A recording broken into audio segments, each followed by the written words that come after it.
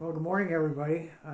By default, Mike Hansen is chair again, and we'll call the meeting to order. It's Monday, November 21st, 10 o'clock in the morning at the airport conference room. And the first order of business is to approve the agenda as provided with any additions and deletions. I'll make that motion. Second, Mr. Chairman. Thank you. We'll call the question. All those in favor, please signify by saying aye. Aye. Those opposed, and we should welcome Commissioner Skoye is here via Magic. Also provided you were the minutes from 10/27/22. I would seek a motion to approve the minutes, please. I'll make that motion. And I'll second, Mr. Chairman. Any discussion on the minutes? Hearing none, call the question. All those in favor, please signify by saying aye. Aye. Aye. Those opposed? Motion carries. Mr. Chairman, before you go any further, I need to let you know that I have to leave. Carol, What's that? when do we have to leave? 10:30. Okay, just so anything important, we can get through. Well, I don't think there's anything more important than our guest speaker. When's he arriving? What time does he get here? I knew it was worth coming here today. From the International When you have Falls, gray hair, you're distinguished. from the International Falls Airport, and why don't you join us at the table? Oh, thank you. Please. Can I sit next to you? Yes, sir. Good, thank you. We're missing a couple of folks today, but Yeah. you know, we do have a quorum, so everything you say is going to be recorded for posterity. But we expect a lot of positive things, and Self-crucifixion. yeah. Sure. Mr. Chair, if I could, just by way of this brief introduction, that since moving our offices here, it's amazing, and I think I share this with Thor quite a bit, and Kyra and Joanne, that you see things here that a lot of locals that don't interact with the airport have no idea what happens here on a regular basis, whether it's flights coming internationally or the life flights, just the stuff that happens here, and it just I think reinforces the fact that this airport is just an incredibly important asset to our community, our county, to the region, and so it's been great to be just on site here, and Thor's guys are incredible. Just this nuisance snow, they're moving the snow. They're out there. I mean, just you constantly moving snow, and it's early in the season, so I thought with some of the scheduling issues that the feeder airports have run into, I thought it'd be a great idea just to have Thor come and share some of that information with the board and to the larger public, because again, I think there's some misinformation out there regarding it. So always good to have Thor around, and so with that, I'll just close the introduction. Yeah, and there's no question that the Falls Airport and what you do is a gem in the crown that we wear here. It's one of the most important things we have. So You're way too kind, and thank you for the kind words both from both you and Paul. Thank you for inviting me to share the information. It's a great opportunity, but I'll take the opportunity also that it isn't me. It's my team. And there's one sitting over in the corner, and she doesn't like it when I do this, but it's the truth, is that the operation would not function without Miss Carver in the corner. That's the brains of the operation. That is the truth. And everyone else gets to get be on camera and gets the big, we all get the big accolades, but the fact of the matter is that she's a very important part of the team, and we appreciate you more than you know, and that's the truth, really the truth. But anyway, thank you, Paul. Thanks for inviting me, very, very kind. Appreciate it, because as Paul mentioned in his discussion about misinformation, shall we say, or of course, on social media, everybody's an expert, right? If you belong to social media, you know all. And then, and of course, as the day and the evenings go on, and shall we say, I'm assuming that alcohol flows in the evenings, and then more and more folks, of course, become experts, and they're an expert at everything. And I'm so glad that that I know nothing about the paper industry or the insurance industry or whatever it may be, and I'm proud of the fact that I don't go out there in public meetings and say, hey man, you should do it like this because I know I don't know. So let's just go with that. I feel better now, thanks. Let's talk about International Falls first, and then I'm going to share some information about International Falls. And Hibbing and Brainerd, Bemidji, all basically are the same situation, unfortunately. This is a letter I received on November 2nd from Daniel Belmont of SkyWest Delta Airlines, and if I may share, thank you. It says, hi Thor, SkyWest continues to experience challenges with the attrition levels of our pilots. The unfortunate trend keeps reducing the number of flights we can reliably operate each month and is causing the need to make schedule reductions and or adjustments beginning December 1. We recognize that many of these changes will reduce service below the basic EAS minimum service levels that will have negative impacts on employments. We have informed the DOT and that we need to make these changes and will continue to work closely with them as we work through these industrial hardships. Below is a summary of the schedule adjustments being implemented. While we anticipate that these adjustments will be in place through February, it is possible, I quote, it is possible they will need to remain in place longer. They will. We expect these schedules will be loaded over this week, and I put it into the system.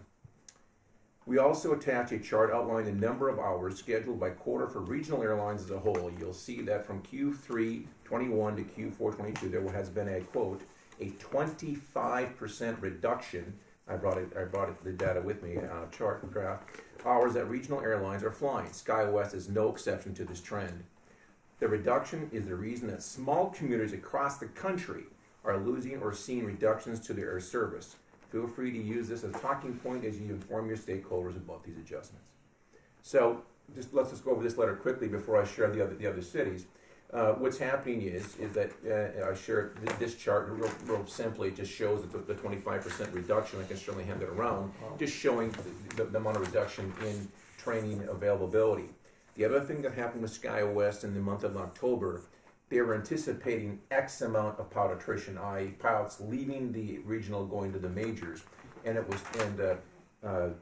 was over twice what they anticipated. So times two, they're already anticipating a huge pilot loss. That went to times two going to the majors. It's the pilots, it's the mechanics, it's the rampers, everyone, but of course led by the pilots. That's the. And if I could just ask, as Sure. they're going to the majors, are they reducing the amount of hours required? Yes, and they're doing that also. And they're working. Great question. They're working with the FAA to the pilots that SkyWest, all the regional taking on now. They've reduced the hour requirements for the first officers, for the guys sitting in the right seat. So they're literally, they've pulled every rabbit out of the hat and every trick out of the bag they can to help facilitate. They want to make money. They want to be in the game. So it's just an interesting situation, unfortunately. So right now, as an example for International Falls, we have 12 total flights a week, with one flight on Tuesday and one flight on Wednesday. And what that schedule change is going to happen is that on December 1, okay, so the arrival, overly simplified, they're looking at arrival of 2:11 in the afternoon and shortly thereafter departure. So that's basically that's where it's going to go. That's better than our latest flight we have right now. It is quote unquote better. I'll look at this and when I get back, I'll get some more data to share. I'll email you guys out. But that's right now. I'll already share right now. So the flight coming to International Falls out of Minneapolis at 12:45 p.m. Arriving International Falls at 2:11 p.m. Out of International Falls at 2:45 p.m. and then into Minneapolis at 4:14. So yeah, that's basically where it's at. And of course the winter schedule they change and massage them on a regular basis. But that's about where that's at. So they're coming into MSP at 4:14. Is that what you said? That is correct. So which makes it a little more difficult to make connections if you're going somewhere else. Correct. The only quote unquote. The only good thing about it is, and I'm trying to extract something good out of it, is that is better than our latest flight now, because our late flight now is in essence departing 5:30, 6 o'clock in essence every night. So, right, yeah. So this is quote unquote better, and the earlier flight that we have now, our earlier flight, 95% of the passengers are on that quote unquote earlier afternoon flight versus the later afternoon flight. So that's where it's at. In that discussion, and I'll share the information from Bemidji next. There was discussion in the fall with SkyWest Airlines about a remain overnight flight, an overnight flight, late night arrival, early morning departure, and when I discussed that with Delta Scots at the time, I said, okay, I said we want to help facilitate this, but I said, we're talking about bringing on 4. I need to hire 4. We need to bring on 4 new people. They're not just snow. They do not just do snow removal. They have to do assessments on runway, on conditions, etc. They all have to be certified firemen. They all have to go to school to do that, etc. A very large expense. And at the time, SkyWest told me we can't guarantee that this schedule that we're proposing will stay. And I said, so just so I'm clear, I said you're proposing this schedule, but you're telling me there's no guarantees. I said, okay, we can't do that. And I'm thankful we didn't, because at this point in time, obviously these changes are coming, and I'll look at the group and I'll say, unfortunately, I think there's more change coming. That's my opinion only. Bemidji, as an example, they're losing their remain overnight flight also through the schedule change, which will be happening December 1 also. So there will not be a late night arrival, but early night of Bemidji, which I'll share that data coming here shortly. But yeah, the whole industry, unfortunately, is in a tough way, and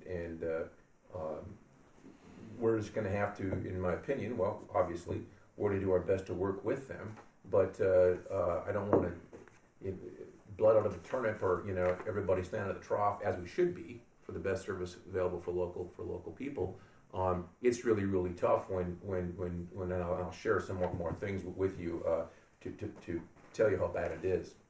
Here is Bemidji Airport. Hi, Karen, lovely lady. She's the boss at Bemidji. It says SkyWest continue to experience challenges with the attrition levels of our pilots.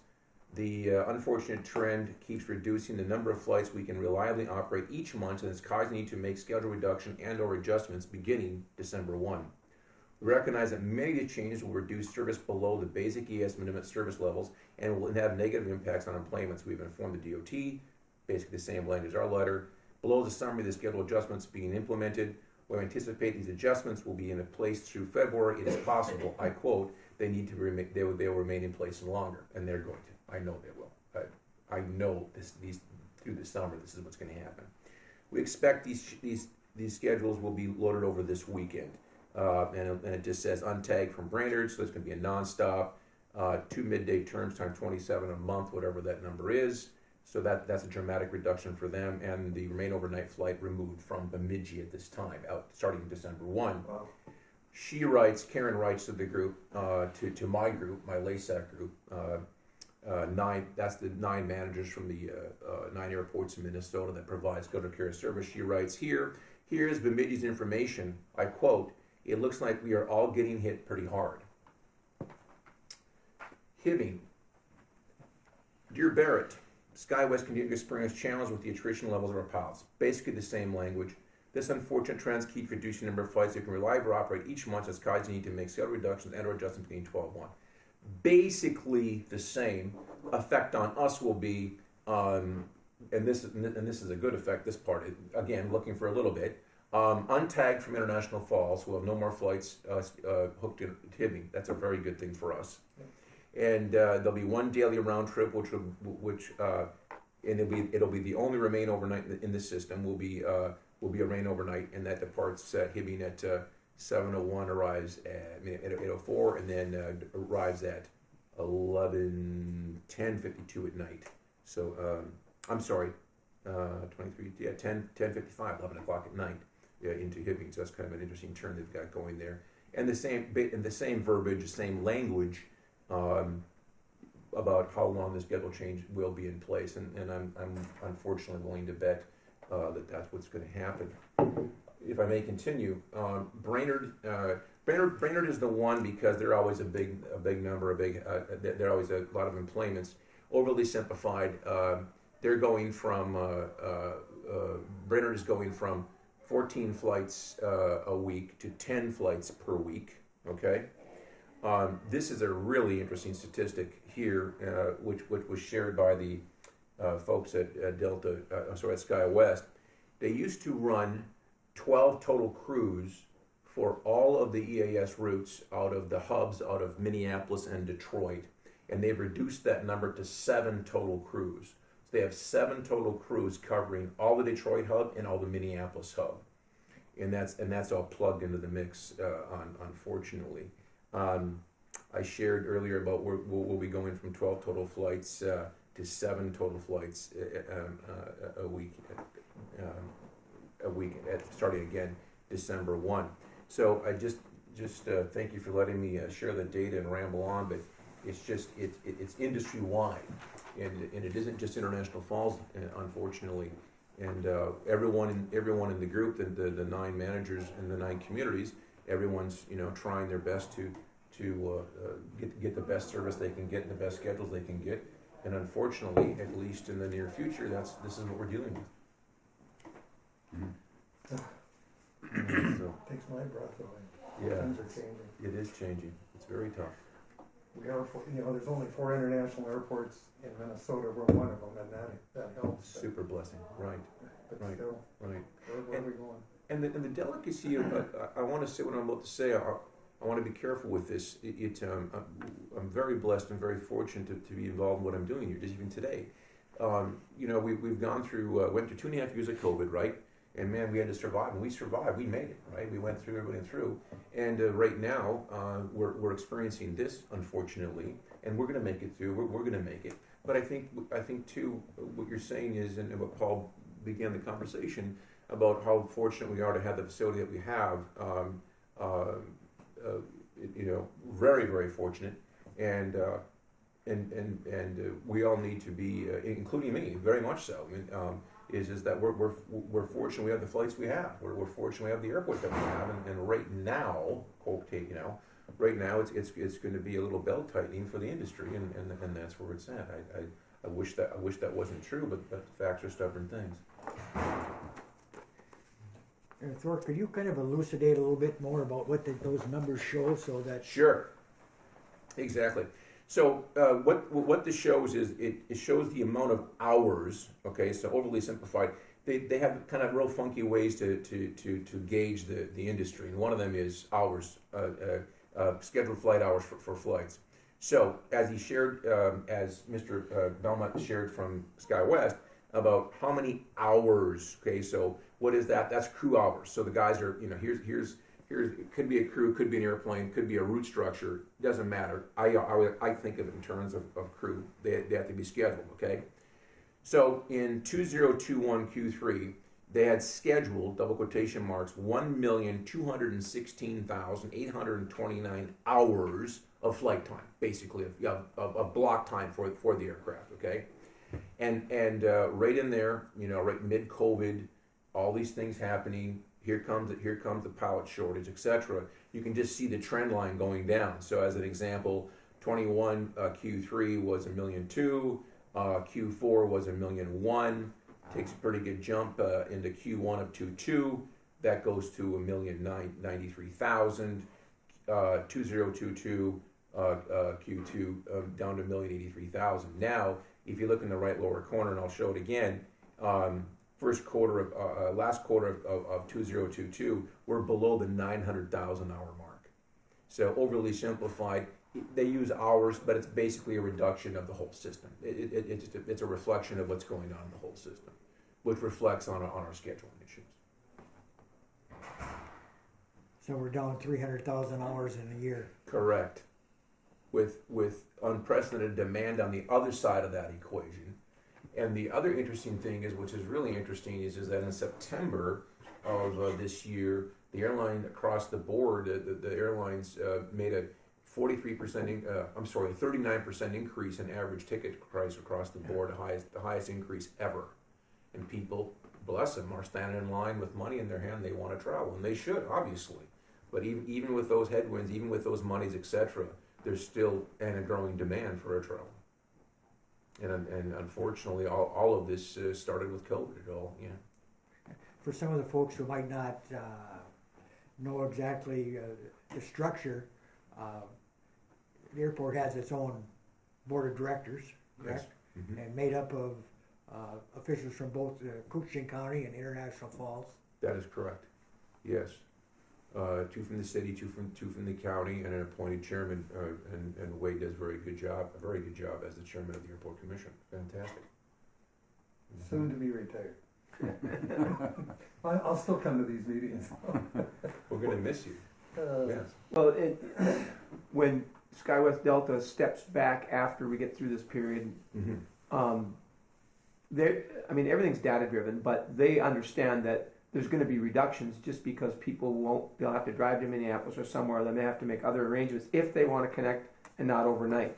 Mm-hmm. So I'm hoping that they don't say, well, look, your numbers are down. Well, our numbers are down because the schedule doesn't Correct. benefit us that way. Mm-hmm. And I sat in, when I was on the commission, with former Mayor Anderson and yourself with a conversation with SkyWest. Yes. And it was a real education to me about they are so dialed in on numbers. Everything It's astonishing. it's amazing. You say, well, if we do this shift, it's part of a larger network, then you got to make an adjustment somewhere else in the network. Mm-hmm. And so it's not just a simple matter of, several people writing the letters to Delta saying, hey, we want that 7 o'clock flight out of here. It's far more complex than that. It's very complex. The other good piece of news is that some countries they're planning a February. Yes, that's correct. Yep. to, I was just on my computer getting ramped up for that. Correct. So that's still another service that people take Fantastic. advantage of. Very popular. Very popular. Yeah. It's all about employments at the end of the day, and we're fortunate to have our friends in Canada. Big time.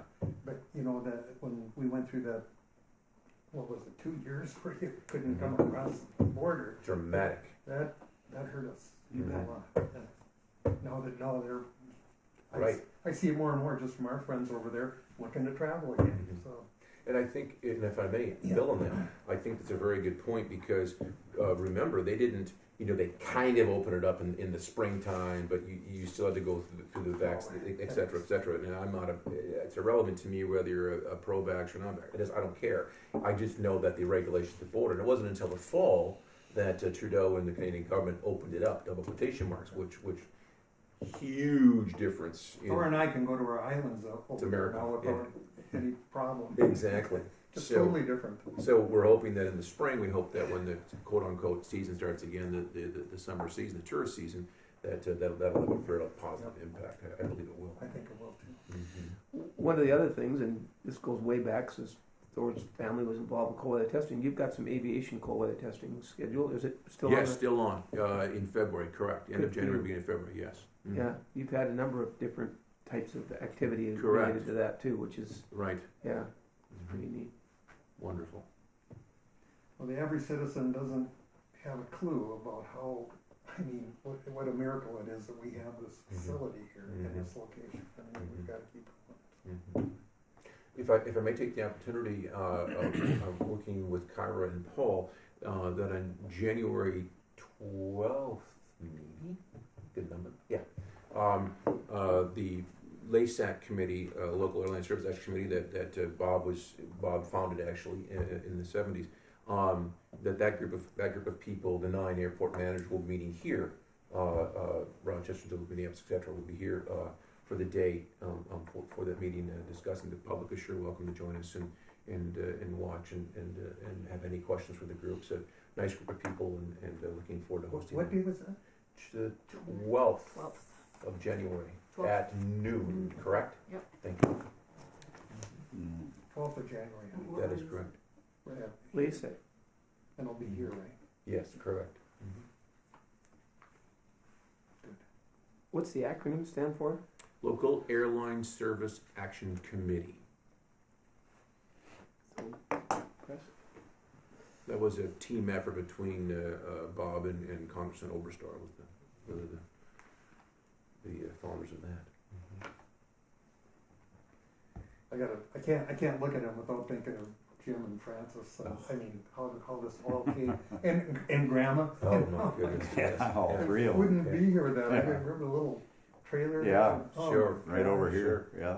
74, I think 70, whatever, 48 to now is 72, 3-4 years of love and dysfunction of the game. It's kind of interesting, shall I say, but yeah. Yeah, that was quite Without, the deal. without Yeah, I liked Anderson's her. hard work and, I mean.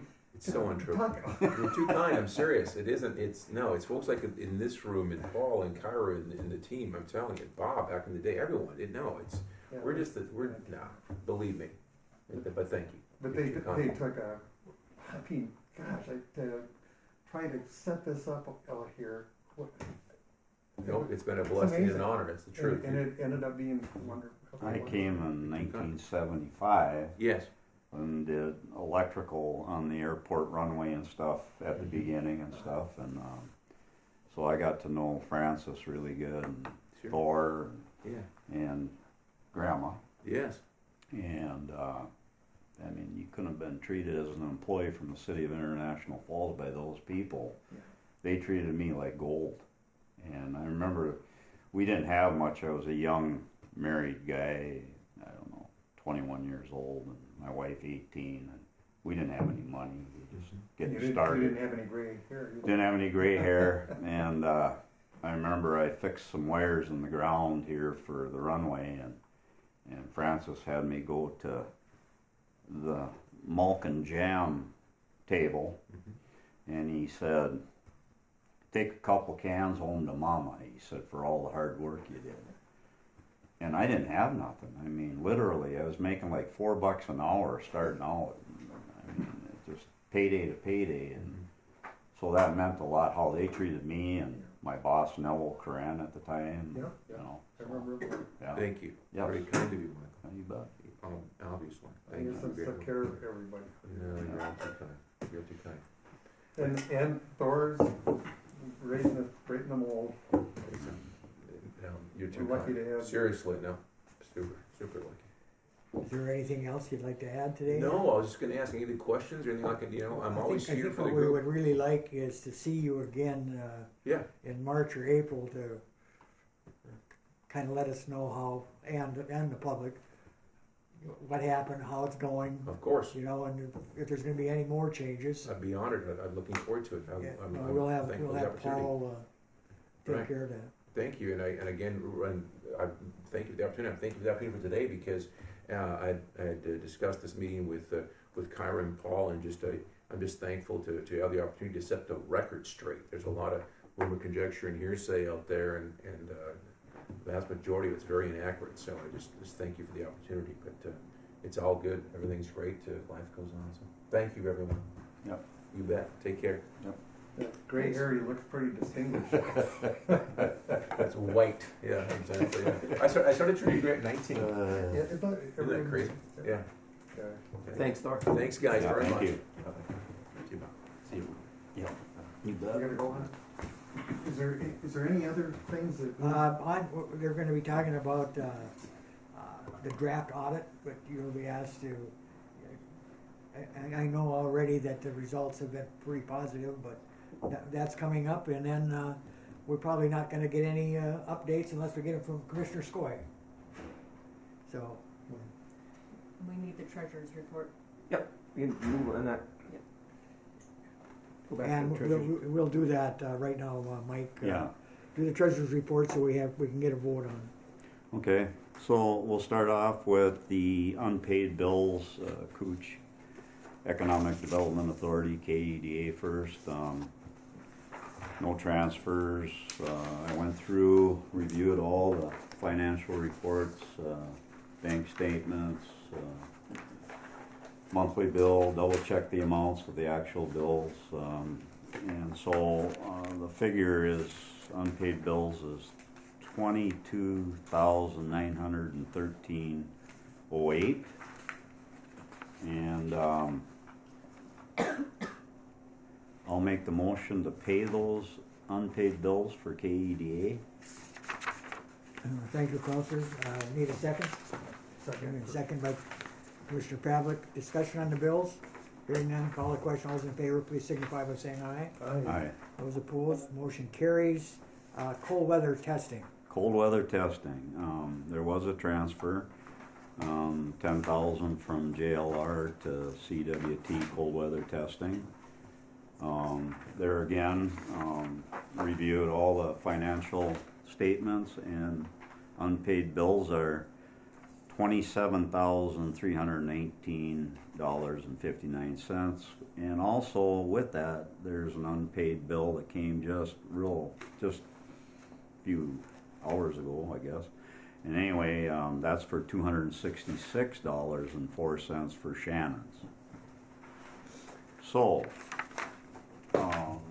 like I say, I reviewed all of them, put my initials on them. Go ahead and I'll make a motion to make, including the transfer, with the unpaid bills, and do it all together. I make the motion to pay those bills. Thank you, Counselor. Commissioner? I'll second it if Kyra says we're okay. I do that with Carol, you know. Oh, do ya? Sorry. But it looked good, so. Good. Before we have discussion, is there anything you'd like to add, Paul? I would just mention that it's a little high, it's 27,000. Part of that is that Jackson Electric, they had to provide another electrical for additional charging over there.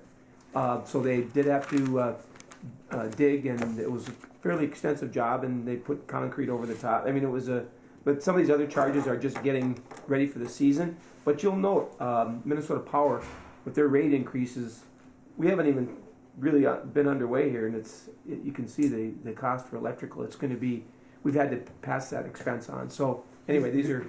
Electrical is for electric vehicles, right? Yes. Yeah, it's interesting. Is there anything else? I just wanted to... Call the question. All those in favor, please I have a signify by question saying on aye. that.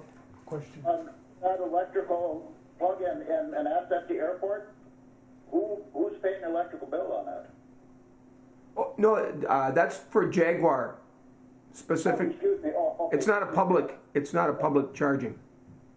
Okay, excuse me. No, that's a good question. Call the question. All those in favor, please signify by saying aye. Aye. Good luck, Commissioner. Well, thank you. I've been at a meeting, that's why. 2021 draft audit. Yeah, this is in draft form from our good friends Walker, Giroux, and Hani, which have been doing our audits for a number of years now. They're working very closely with Kyra. They do a very thorough job, and they always nick us on a few items, and it's fairly common for an organization our size. Segregation of duties is one that we just, and they tell us that's very common. We don't have because of the size of the organization and just the treasurer, we don't have the checks and balances that would, anyway, they note that annually. But beyond that, we're in good shape. And again, I appreciate the work that Kyra does prepping this annual report and or annual audit, and the work that she does with them. So it's basically a positive outcome. And that'll be distributed, or that'll Correct.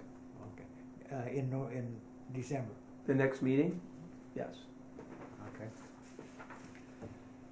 Just want to let you know it's underway. And you handed out a director report for November. Yeah, brief report, kind of in keeping with the holidays and things. Hunting season, things have slowed down a bit, but did want to reference a few things. Continue to work with this Onesimus OMG group and the city, getting this developers agreement for their project in the multimodal signed up. We're hoping to have it signed by month's end here, and with construction slated for spring when conditions allow. As part of that project, I'm working with the city, or helping the city actually, with they're applying for a deed, Minnesota Investment Fund program for additional funding. So I've been helping the city and Betty where I can. The Main Street Revitalization Grant, our local scoring committee, I want to thank Mike for sitting in on that, Alan Rasmussen as well, and Eric Strand.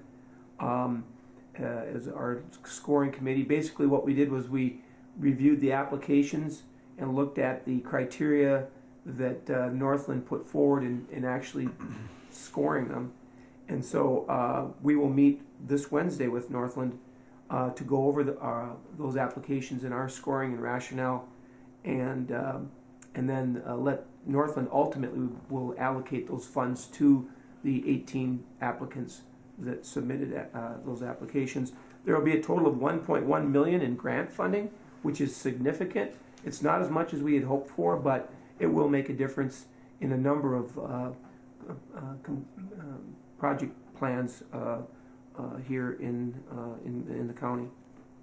I also want to just acknowledge the work that Joanne Smith did as part of this whole program when we got started way back in December, January of last year. She put a lot of work into this, and I think it helped both in the quality and the number of applications that we received. They referenced cold weather testing. We're going to get rolling in earnest here next week. We've got test groups on the ground, but Ronnie Sutherland and JLR, they are currently running durability vehicles. You'll see those on the road, and they're going to hire ultimately up to 12 people, full and part-time. So again, it's making an impact economically, and it's kind of fun to see that visual reminder that you'll see the vehicles driving 6 days a week. I believe they're running 6 days a week. So, and then just wanted to note the American Mayor Droba and I were invited to speak as part of American's grand opening ribbon cutting ceremony last Thursday. It's a beautiful property, and it was a great opportunity for the mayor and myself to thank them for their investment in our community and what it means in terms of just helping to attract visitors to the area. So it went very well, and we thank Mayor Droba for his comments. With that, a brief report. Counselor or Commissioner, you have any questions for Mr. Evans? Evidently not.